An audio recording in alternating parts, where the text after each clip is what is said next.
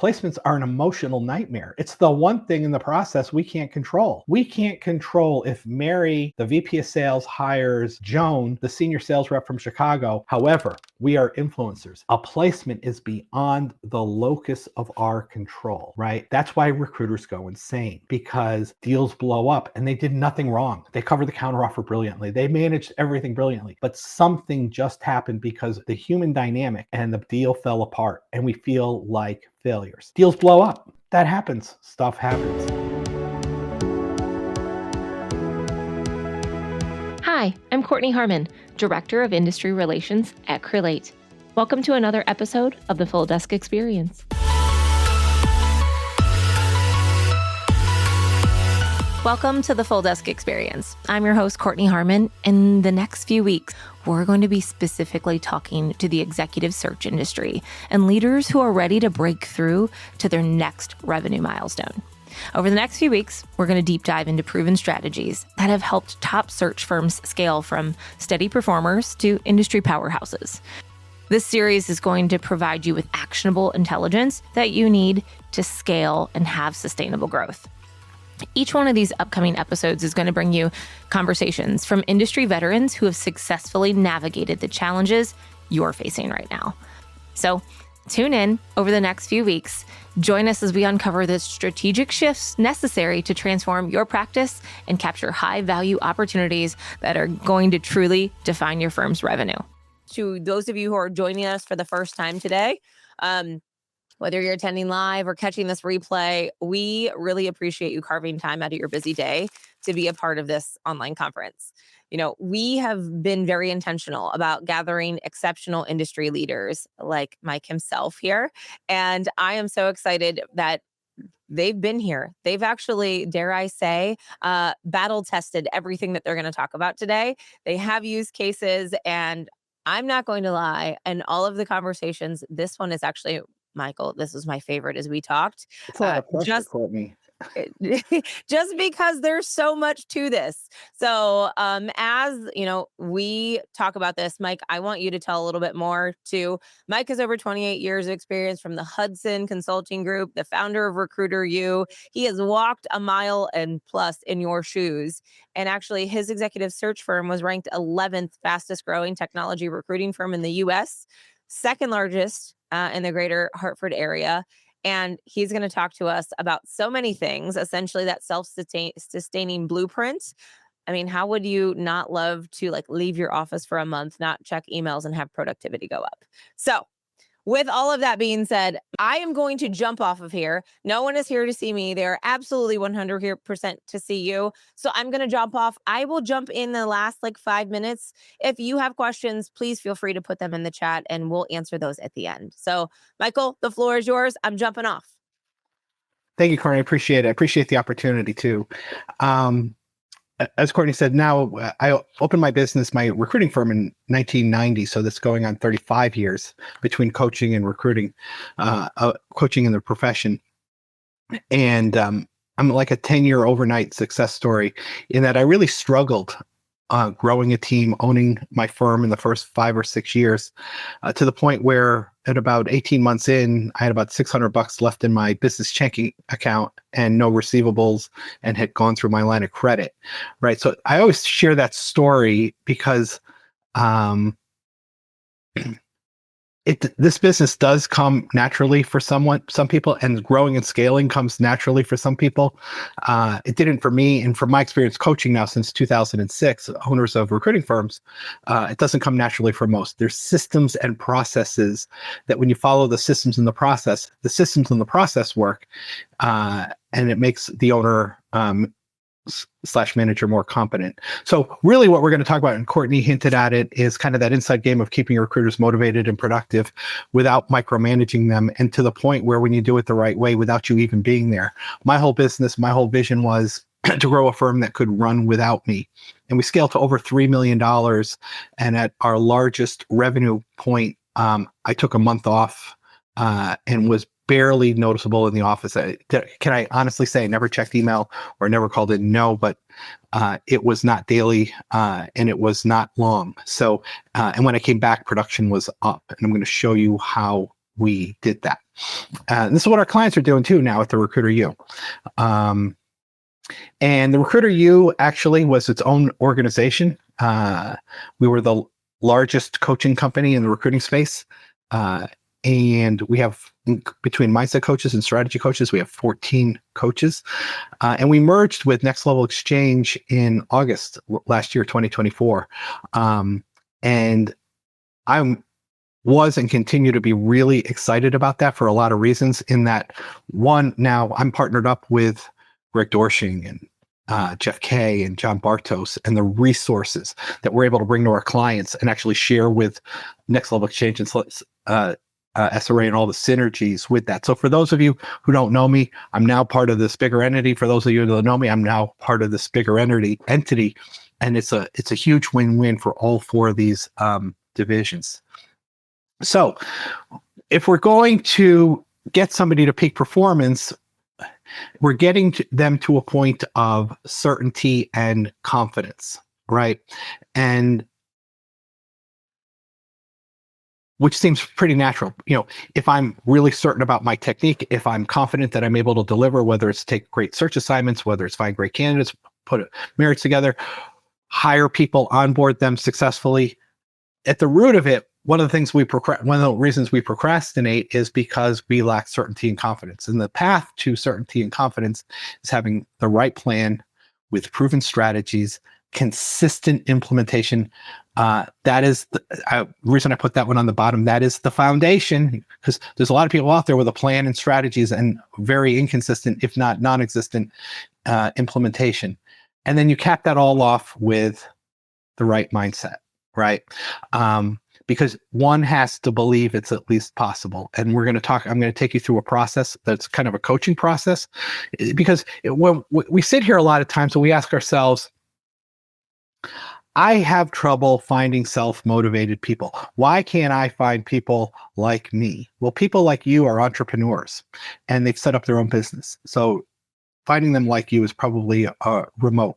And I can look back now, early in my career, I did find a lot of people that were motivated and disciplined, and I put them into the wrong process and without proven strategies, and I didn't consistently implement as their coach and mentor. So here's kind of what I can do in at least 45 minutes to walk you through what that looks like.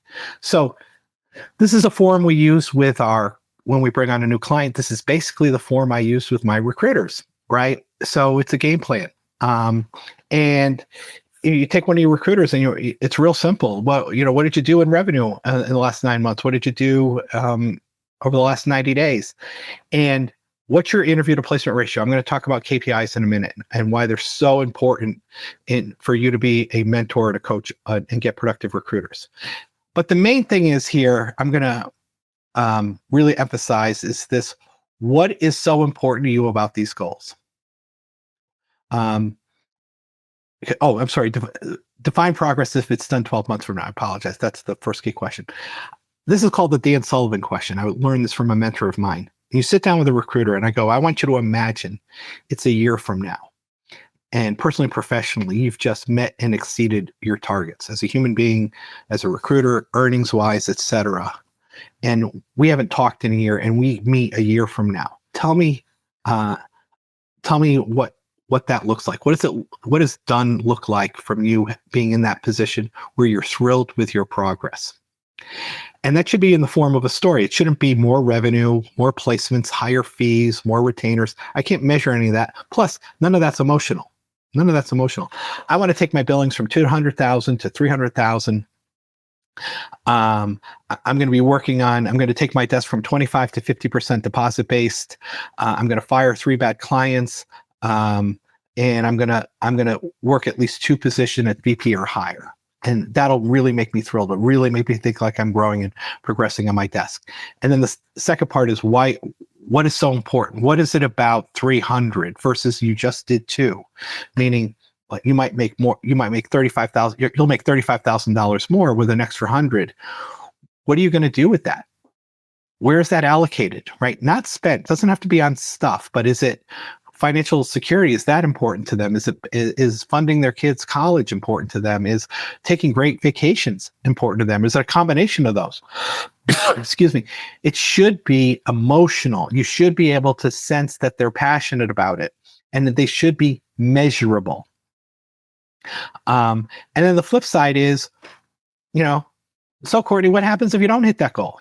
At 200, I'm not going to fire you. It's not great production, but it's not horrible production either. What happens if you don't make it? And if this is where you have to be real careful is, I'm doing okay at 200. I'm very blunt with a recruiter. Then you're not going to fight for 3. You're probably not going to fight for 3 because growing 50% in revenue, by the way, which does not require them to put 50% more effort in. They do it the right way. They can do it in the same or less time. But growing revenue 50%, you're going to have to change some things about your day, your approach, and your mindset. And you're going to be challenged and you're going to want to regress to what you're comfortable with.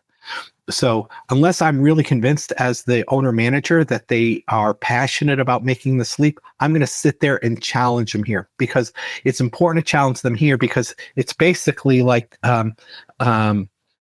what fire is to steel. It forges it because now I know emotionally what they want and why it's important to them. And then here on the bottom is your habits. I want to know, well, we've tried this before. What has stopped you in the past? And it's usually a belief. It's usually something like, I just feel like I'm bothering people when I'm marketing. I don't have enough time. With owners, when we deal with them, it's too expensive. And those are all limiting beliefs. And I'll walk you through later on the coaching process how you start to break those down. But I want to know mentally, intellectually, where they stop. The only way to do this that I know of is using KPIs and metrics, which makes a lot of people roll their eyes. But I want you to posit a company that does an earnings report where they're not talking about performance metrics, where they're not talking about rates of business closure. How do you think they can forecast their revenue 3 months out? They know if they have a bunch of proposals out there, they know what their close rates are. They know all that stuff. In the absence of measuring activity, it will be very difficult for you to predict income, hold accountable, or actually build a scalable team. Pearson's law, this goes back to like the early 1900s. That which is measured improves. That which is measured and reported improves exponentially. That has been my experience, not only with my own team, but being a coach now for the better part of 17 or 18 years. When we started holding our clients accountable through some of the structured programs we have, their performance skyrocketed. And again, without working they didn't have to work longer hours. Actually, what happened after 3 or 4 weeks of this, when you coach your people the right way, they can actually get more done in less time. And so I always ask, if I was in a forum where I could see you all and we were in a big room, I ask owners how they set goals, right? And what'll happen is I sit down and Kortney's on my team. So I say, Kortney, what do you want to bill next year? And she goes, oh, I want to do 400. And okay, you did 200. And what are your strategies? Oh, I'm going to have higher fees and I'm going to work higher levels. And, a lot of times this is done around the holidays and the owner rents a restaurant or has this catered party at his house. And in my early days, this is what I did too. And we go around the room and everybody's like, 50, 75, doubling their business. And now I just had this firm that was $700,000-$800,000. And based on everyone's projections, I'm almost $2.5 million. And that never happened. Never happened when you set goals that way. None of it's measurable. None of it's tangible. Everyone's excited during that 24 hours, maybe 48, and it all goes away because we haven't put legs under it. I'm going to show you with GPS how we set legs under it. Because what we've all been taught to measure is placements, right?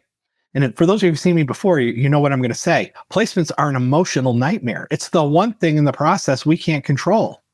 We can't control if Mary, the VP of sales, hires Joan, the senior sales rep from Chicago, and what happens when you combine two human beings and this VP of sales who's worried about hiring the wrong person, and maybe he or she's a perfectionist, and this candidate, when they go home to their significant other, and we all know as recruiters, I'm not telling you anything you don't know, and as recruiters, we do bring people together that left to their own devices, that placement wouldn't have happened. I know that. However, We are influencers.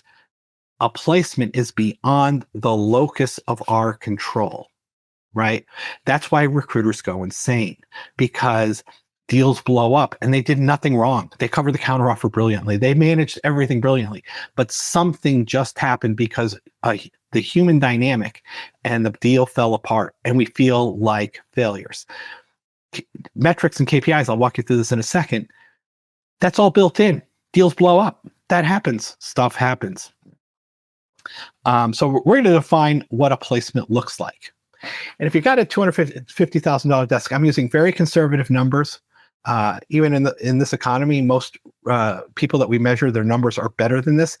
But if you don't, if you've never tracked metrics, this formula is the basis. So now let's just say, that recruiter on that game plan call, let's say their goal was 250. Let's say their average fee is $21,000. Their first time interview to placement ratio, 8-to-1 first time interview. We define that as a phone interview, Zoom meeting, face-to-face, whatever, just the first. We don't measure the seconds. It's not that they don't matter, but they don't increase the predictability of a placement. So I want to measure as little as possible that it's going to help me forecast revenue. A straight contingency desk, 5-to-1, we see a lot. We see lower than that. How many RP to FTI? RP is how many candidates do you have to talk to get one to go on an interview? Some desks are 15, some are 10, some are 30. If you're working like very senior engineers with a very micro niche, it's going to be lower, but their interview to placement ratio will also be lower. Meaning I might have to talk to 40 to get one to interview, but maybe I only have to set up 3 on an interview to get a hire. And then marketing, MP stands for marketing presentations. That is actual conversations. It's not LinkedIn exchanges. It's not email exchanges. It's an actual dialogue. I don't care if they pick up and they go, recruiters should all go pound sand, right? 1, it was live. In this market, we're seeing that ratio about 13-to-1. So you're going to hear, I'm not hiring 12 times. Even in a really good economy, you're going to hear 9 times, I'm not hiring. So what I always get asked, and I'll cover it in advance, is why don't you count emails? Why don't you count texts? Because of technology, I'm not saying in this mode that you should not use those alternate technologies to get people to talk to you. Absolutely, I do agree with that. It keeps these numbers lower. However, the reason I don't count them is because they don't build relationship. You don't build a relationship in an email or text exchange. I'm coaching our clients, I'm coaching our people to ultimately get people on the phone, even when they don't need you now, because they'll need you later. So this is what for this individual to make at 250, it's about 12 placements a year. I take 250, I divide it by 21,000, I get 12, meaning 1 a month. 1 a month. That means the person, if they're going to make 1 a month, 12 placements times 8 first-time interviews over the course of 12 months, they need 96 first-time interviews or 2 interviews per week. This is how you create sanity at a desk level. This is how you create sanity for your recruiters. This is how you create sanity as an owner. If this person's producing 2 first-time interviews a week at these metrics, they'll bill 250. I've never seen it not happen. 30 years of measuring this, unless we go into a recession, and sometimes the numbers switch a little. I'll talk more about that in a little bit. But this person to get 2 first-time interviews a week needs 1,440 over the course of a year, or 30 per week. So if I talk to 30 candidates per week, 6 per day, I'll get 2 interviews per week. I also need at 5-to-1 60 job orders. So I need 1.25 job orders a week. I need to make, over the course of a year, 780 marketing conversations, or 16 per week, basically 3 per day. So 9 conversations per day. And it's probably less. I would say, I would posit, just from our experience in the groups that we're running with new clients and solo operators, and owners that are coaching their teams, that if somebody's doing 9 conversations per day, they're probably at a 3.25 level of billing. Just a generalization. Again, I wanted to be very, very conservative with my numbers, so that if somebody just took this formula and just plug in your average fee, you'd probably not only hit the goal, you'd probably exceed it. But now, this is what happens. The recruiter knows at the end of the day if he or she's on target to hit their annual number, right? I talked to 3 hiring managers. I talked to 6 candidates. I had 2 deals blow up today. I had a good day, right? That is actually the mindset. And don't get me wrong, I've never stopped mourning placements that blew up. But this person does 9 a day. We've had a number of clients tell us that was so liberating. Like, you know what? I hit my 9 and it was 4:30 and I pretty much did prep my candidates and on everything. And I went to spend time with my kids guilt-free, right? This is what liberates, and I'll show you here in a minute too. This is what liberates you as an owner, because I'm tying this number at 250 emotionally back to what they said in their game plan call a couple slides ago. So when I sit down and coach them, and I'll go through that process, I'm holding them accountable to what they want for themselves. I'm not beating them up because you didn't talk to enough people. You got to make more calls. Like, mean boss. I'm not, micromanager. These people are adults. No, this is just like we talked about here. This is the GPS. If you're in New York and you want to go to Los Angeles and you're going to go in your car, you're not going to follow the stars and the sun. You're going to plug in the address in Los Angeles you want to be at. It's going to say, take a right turn here, take a left turn there, go straight for 10 miles. That's what this does.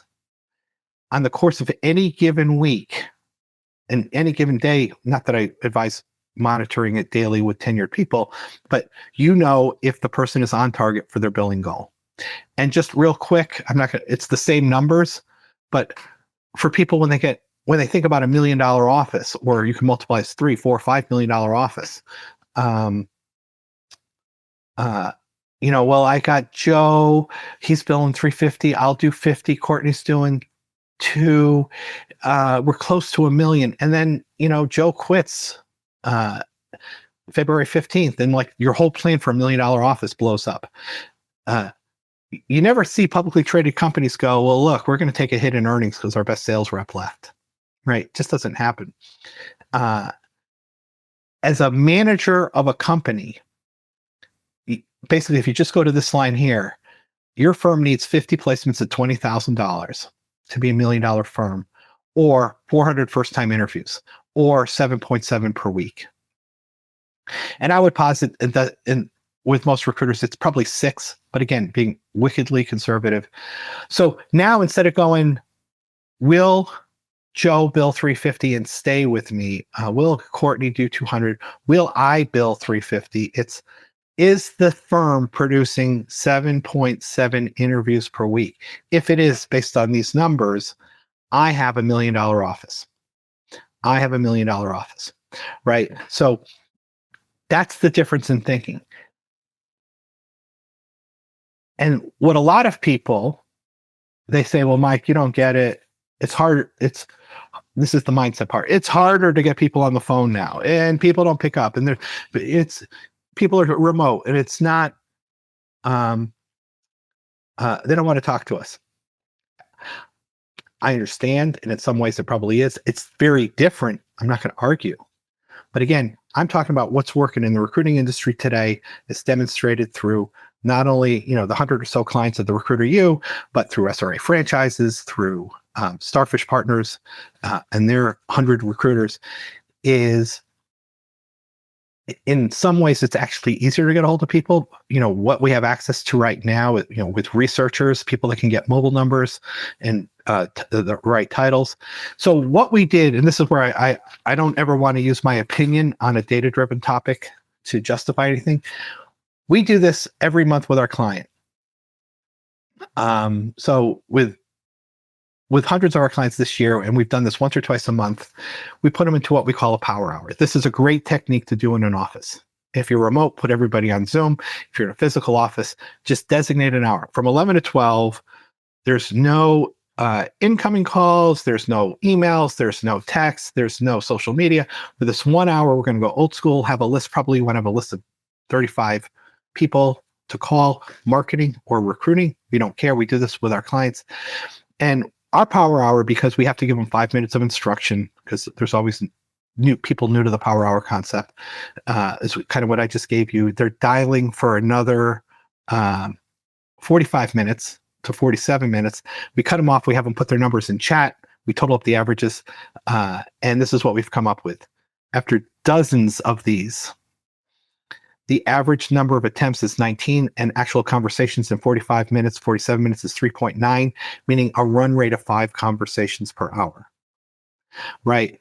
Some are higher, some are lower. That's why we come up with 3.9. So we'll go back to that desk where you needed 9 conversations a day. You really need 2 hours, a little more than 2 hours of focused time on the phone. And then you have 6 hours for planning, prepping, debriefing, all the other stuff. So this is just data. And we've done it with people. And again, they never did this. They thought it was impossible. There's no rocket science to this. It's just a clean list of people to call in whatever category you want. And then being just very focused just for a 1 hour sprint. So that, just to show you, that's how realistic it is to be able to get to 8, 9, 10 conversations per day. So, okay, now we have all this data. We know what the person wants in their life. They know if they bill 300,000, for example, or 250 in this example, what that's going to mean in their life. We've got what is about this is important to them, whether it's reducing debt, putting money aside, etc. And we want to meet with them, if not every 2 weeks for 20 minutes, at least once per month. And this is coaching for performance, and we don't want to get sucked into their drama, right? They're going to have all these stories. Well, the deal that blew up, deals blow up. I'm not going to use a coaching session with one of my recruiters as a teaching session. I'm going to use it as a coaching session. And the stuff on technique, whether deals blowing up or helping them close a deal, all that stuff, I'm going to help them with that, but not in a coaching session. The coaching session is always about where they're at and moving them forward based on what they wanted for themselves. I'm going to keep saying that, based on what they wanted for themselves. Why is it so important? What they wanted for themselves? What they want for themselves is almost always more than we need from them for them to be profitable and productive for us. So when I'm holding them accountable to what they want for themselves, there's an emotional attachment versus a fear-based need to please you. So 2, in a coaching session, these can take 20 minutes to a half an hour. And again, at least once per month. Leverage your resources. And this is where coaching versus teaching. As I just said, if there's a technique issue, if you subscribe to like Next Level Academy or Next Level TV, or any, according to Danny, or any of the others that are out there, right? You could say, this is a problem. There's a great video on this site, on this module, go watch it. But I'm not going to teach the technique in the coaching session. But the process starts at the very beginning. I'm going to bring the person in, and if it's Kortney, I'm going to say, we met 2 weeks ago. What are your wins over the last couple of weeks? Where did you make progress? Even small ones. Like, I want them focused on what went well, because it keeps them out of failure. And there's a concept called the gap in the gain, taught by Dan Sullivan. Again, I can't speak highly enough of him and their programs. And what he talks about is, as people that are ambitious and entrepreneurs, is we're always looking at, it's like looking at the horizon. And if I was in a public forum, I'd ask you to just think about this for a second. What is the definition of the horizon? It's really simple. It's where the land or sea meets the sky, right? If you look out, it's where the land or sea meets the sky. And the second question is, can you ever get there? No, we live on a round planet. You will never get to the end of the horizon. And that's where a lot of times ambitious recruiters, and owners, there's always more to do. We're not good enough. We're not far enough along. We should be farther along. Except we don't turn around and look how far we've come, right? So this is one of those things I wanted to take them back. I'm like, remember, one of your objectives, Kortney, was to work on 3 high-level searches. You just got one 2 weeks ago, right? And I know it's a little sticky and you're having a little problem, but you're on target to hit your goals. That was a win that you stated, 2 months ago when we sat down. And then once I have their wins and I've got a little bit of momentum, hopefully they're feeling a little bit good about themselves, I want to unpack their issues. Looking at your desk, in your operation, what are 1 to 3 of your biggest challenges and or opportunities that you need to move forward and stay in alignment with that $250,000 billing goal, right? And I don't want to start to solve the problems. I just want to unpack them. What else? Say more. Why is that important? Why is that a challenge? Do you have any? If you were me, how would you fix it, right? And then based on that, now I'm going to get it to design their game plan for the next month, right? The game plan I showed you was kind of a big picture for 12 months. And I'll show you the template here in a minute. Design a game plan. What are your recommendations, your strategies, your recommended resources, and what are their actions? What 3 things can you commit to doing between now and next month to move your desk forward? And this is also a time where I'm reflecting back, I'm going to pull up their metrics and their KPIs and go, you're 89, because you'll see this over time when you measure metrics. If they're 89% of their first time interviews, they're probably between 80 and 95% of their placement goal. If they're 85% of their recruit presentations, they're probably between 80 and 90% of their first time interview goals. Once you really dial into good KPIs, the numbers vary by only 2 or 3 percentage points. And in this meeting, I'm also holding them accountable to, you're at 90% of your RP, you're at 85% of your MP, and subsequently you're 87% of your first time interviews, meaning you're not going to bill 250, you're going to bill about 225, 200, 220, right? So you're going to lose about 12,000 in commissions. Let's say, so which one of these goals do we take off of your list? Because you're not going to be able to do them all. And I want them to fight for it. And what happens with some people, bluntly, you lower their goal and they're like, I'm actually good with 225. Let's lower my numbers. And as long as you're good with it. And the reason this is so important, I'm linking everything back to what they want for themselves. So when I take a 1-week vacation, they're not sitting there going, Mike's gone, I don't have to worry about my activity, and he's not going to be checking my phone time, which I don't, while they're gone. But I come back and I have the metrics report, and here's what I learned when I put this in place with these coaching sessions. I remember going away for a week, and production was better than when I was there. Then I was like, I think a year later, I'm like, I'm taking 2 weeks off. Then I took 3 weeks off, right? And production went up to the point where they say, go away more often. Because when you build the right team that is working for themselves and they understand the link between their activity and their personal income, never mind their billings, their personal income and what it means for them, and you've been able to shine a flashlight and hold up a mirror all year long to them, that's where self-motivation comes from, because they're connecting their emotional desire to an actual activity level. And that's where I think most of us have fallen flat in the recruiting business. And that's a huge thing that we teach, is how to weave that together from the very first interview before you hire somebody. So we leave this coaching session with, okay, all right, here are your actions. Here's the resources. Here's the videos to watch. Do you know what to do? Do you know how to do it? Are you committed? And we're going to meet again in 30 days or 2 weeks to go over this. Again, these meetings should take no longer than a half hour or so. And this is we call it the 20. This is the format. I'll show, I can get you kind of templates of these.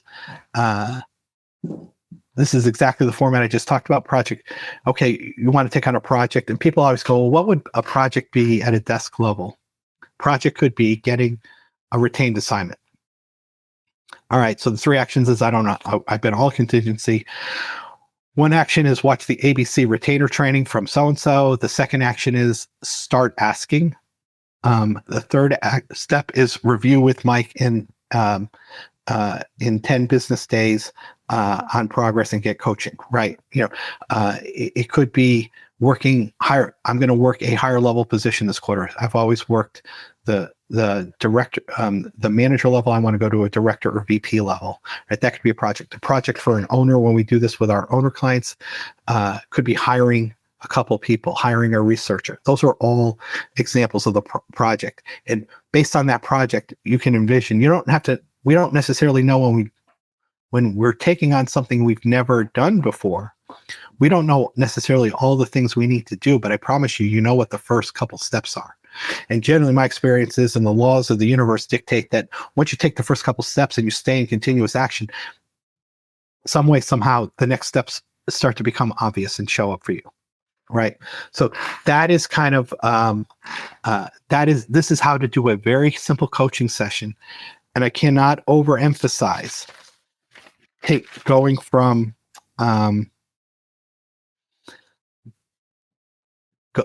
doing an in-depth game plan call where you emotionally understand what's going on in their life and their business. And the story I share, a true story, was one of my recruiters who was doing pretty well. And then he kind of went into a slump and he went backwards, but he was still doing well enough to pay all his bills, take care of his family. And one of the things he shared with important to him as part of his billing goal was he had a 14-year-old son who he had promised to pay for his college. And at 14, he didn't have any money put away. So our game plan was, what was the level of billings he needed over the next few years to be able to honor that promise? And he fell short activity-wise. And in the first meeting, we kind of had, okay, I don't ever get upset. Stay neutral.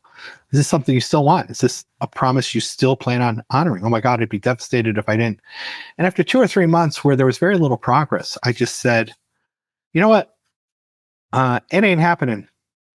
You're not going to pay for it.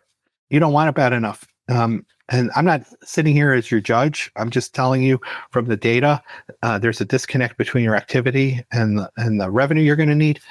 So let's just rehearse the conversation where you tell your kid, is senior college, high school, you're not paying for college. You didn't save the money. And he broke down. And I think as owners and leaders, it's the greatest service we can provide. We're just confronting them with their future in the present as it relates to the things we can help them with their income, with their lifestyle, with time off or whatever. And it's placements are such a frustrating way to coach people because, yeah, if you have a lot of activity, you're going to make a lot of placements. If you don't have a lot of activity, you're probably not going to make a lot of placements.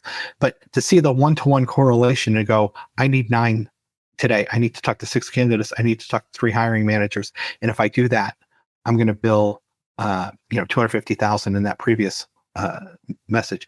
Now, we all know, having been in this field as long as we have, that the placement isn't going to fall off the assembly line every month on the 30th, like clockwork. It's at the end of 12 months, there will be 12 placements. I've seen people in my office. I've seen people. This happened to me myself personally on my desk. We see it with clients. 3-4 months. We just saw a client go through 5 months of doing all the right things, but 0 placements. We had to have calls with her to keep sharp objects away from her. She was doing everything. And she's like, what am I doing wrong? What am I doing wrong? And that's what you do with your recruiters when you coach them. Did the quality of their job order slide? Did any of that, is part of their process broken? And most of the time it's no. And we go, you're due for like 5 placements. And that's what this just happened this past January with a client of ours. She was due for 5 or 6. And between, I think, mid-January and the end of February, she made 4 to 5. And there was like other stuff in progress. She was no smarter in February than she perceived she lacked the knowledge in November and December when everything was blowing up. This is what, as an owner coaching my own recruiters, where I could sit there and go, you're due for 4 deals, and look them in the eye. And it never not happened, by the way. It never not happened. And we do this with our clients now. I can look at them if they're a solo operator, or if they've got somebody in their office and they're showing me their numbers, and I'm going, she's due for 5 placements. She's due for 4 placements.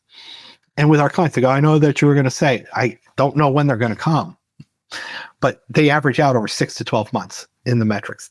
That's the beauty of this. That's how you coach and manage people.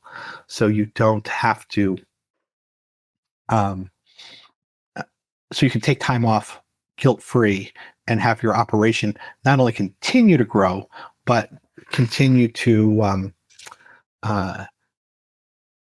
the recruiters continue to be productive, if not more productive.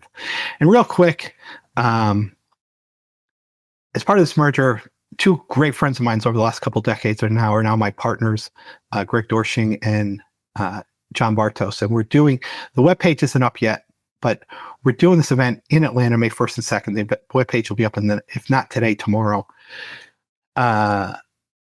It's production summit on unlocking growth for recruiting firms and solopreneurs. And it's going to have, Greg's going to be too, he's just released yesterday to us as kind of new stuff he's doing in AI for recruiters, the right tools, the right process, the right time for business development as part of managing the search process. It's utterly brilliant. He's going to be teaching that at the event.